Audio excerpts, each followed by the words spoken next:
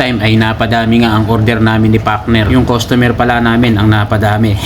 Kaya eto, marami kaming gagawin. At wala na rin pala si Patimat, hindi na napapasok. Hindi ko lang alam. Kaya pasensya na sa mga naghahanap.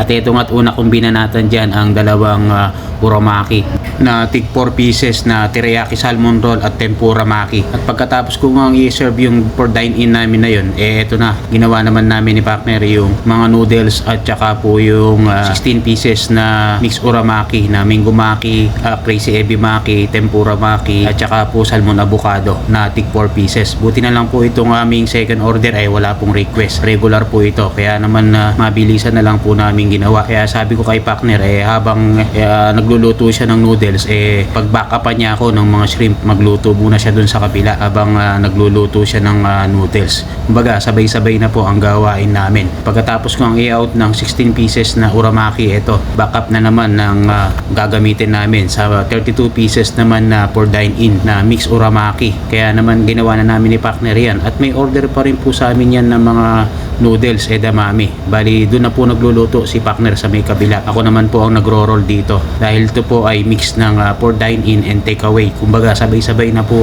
namin ginagawa na paulit-ulit ko nga pong sinasabi. Kaya naman ito ginawa ko una yung mango maki at sinunod ko nga dyan ang Philadelphia salmon roll na tig 8 pieces. Buti nga po ito walang request, regular order, okay lang na may crab.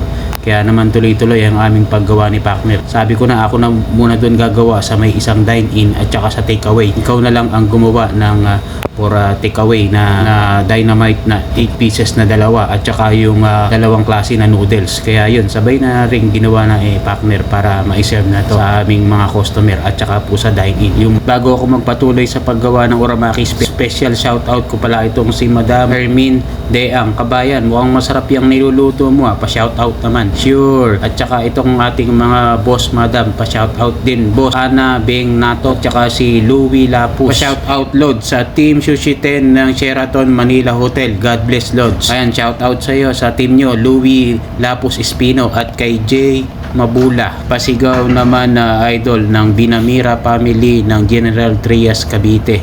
Sure, Jay Mabula. Thanks for watching. Love you all. Mama Chup Chup.